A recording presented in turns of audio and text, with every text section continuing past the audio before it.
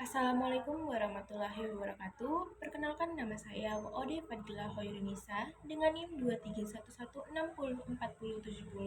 Di sini saya adalah salah satu mahasiswa semester 3 Prodi D4 Keperawatan Anestesiologi Fakultas Ilmu Kesehatan Universitas Aisyah Yogyakarta kelas A.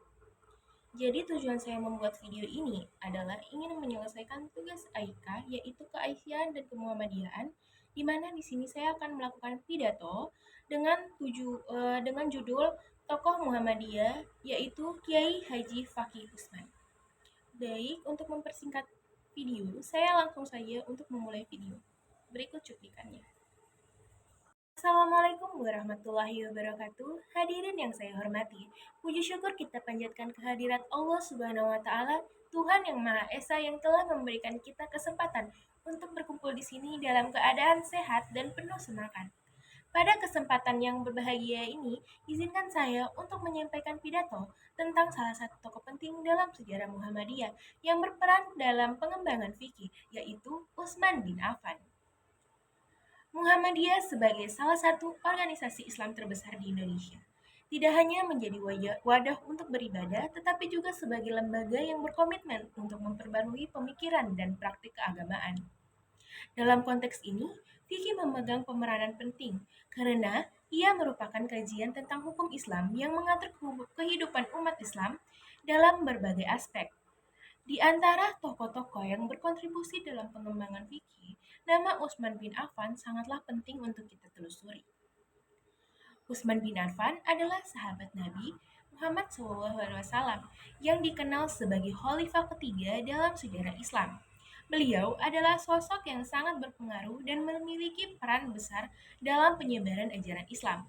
Dalam konteks Muhammadiyah, pemahaman fikih yang bersumber dari Utsman dapat memberikan panduan bagi kita untuk memahami dan mengimplementasikan ajaran secara lebih baik dalam kehidupan sehari-hari. Utsman bin Affan lahir di Mekah pada tahun 576 Masehi. Beliau berasal dari suku Quraisy yang terhormat dan kaya. Sejak muda, Utsman dikenal sebagai seorang yang jujur dan terpercaya. Ketika Nabi Muhammad SAW mulai menyebarkan Islam, Utsman adalah salah satu orang pertama yang memeluk agama ini.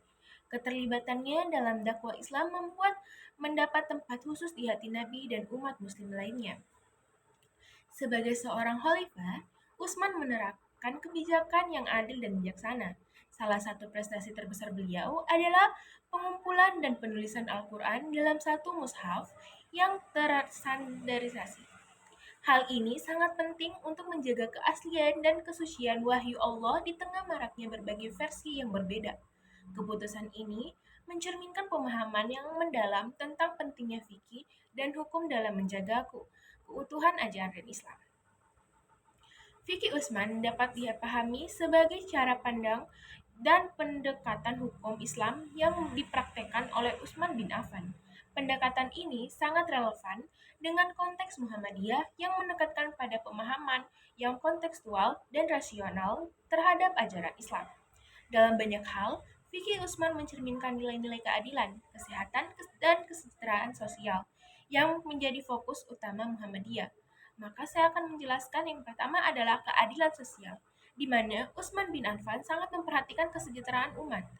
Selama masa pemerintahannya, beliau banyak melakukan reformasi sosial, termasuk distribusi kekayaan kepada masyarakat yang membutuhkan. Dalam konteks Muhammadiyah, prinsip keadilan sosial ini diimplementasikan melalui berbagai program sosial dan ekonomi, seperti pendidikan gratis, pelayanan kesehatan, dan pemberdayaan ekonomi masyarakat. Usaha ini selaras dengan misi Muhammadiyah untuk menciptakan masyarakat yang sejahtera dan berakhlak mulia. Kemudian yang kedua ada pengembangan pendidikan, di mana Utsman juga dikenal sebagai pelopor pendidikan dalam Islam. Beliau memberikan perhatian besar terhadap pendidikan dan pengajaran Al-Quran.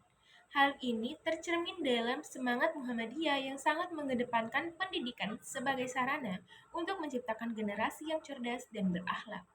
Melalui lembaga pendidikan yang didirikan, Muhammadiyah berusaha menanamkan nilai-nilai fikih Utsman, yaitu pentingnya ilmu pengetahuan dan pendidikan dalam perbaiki diri masyarakat. Kemudian yang ketiga adalah kebijakan dan strategi dakwah.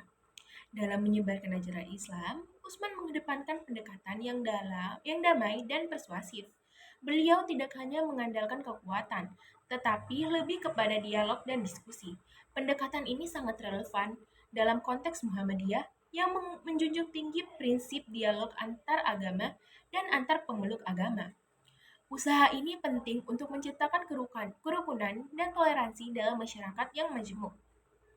Namun, dalam melanjutkan perjuangan ini, kita dihadapi pada berbagai tantangan di era globalisasi dan modernisasi saat ini.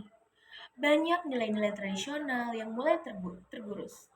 Tantangan ini membutuhkan kita untuk tetap berpegang pada prinsip-prinsip fikih yang diajarkan oleh Utsman dan para pendahulu kita. Kita perlu mengadaptasi dan menerapkan nilai-nilai tersebut dalam konteks kehidupan modern tanpa kehilangan esensinya. Saya berharap sebagai generasi penerus, kita dapat mengambil inspirasi dari tokoh-tokoh seperti Utsman bin Affan. Kita harus belajar dan memperdalam pemahaman kita tentang fikih, agar tetap mengambil keputusan yang bijak dalam menghadapi tentang zaman. Selain itu, kita juga harus berkontribusi aktif dalam masyarakat, menerapkan nilai-nilai keadilan, pendidikan, dan dakwah yang damai sesuai dengan prinsip-prinsip yang telah ditetapkan. Baik, hadirin yang saya hormati, dengan semangat dan tekad yang kuat, mari kita teruskan perjuangan Muhammadiyah dalam menegakkan ajaran Islam yang rahmatillah lil alamin.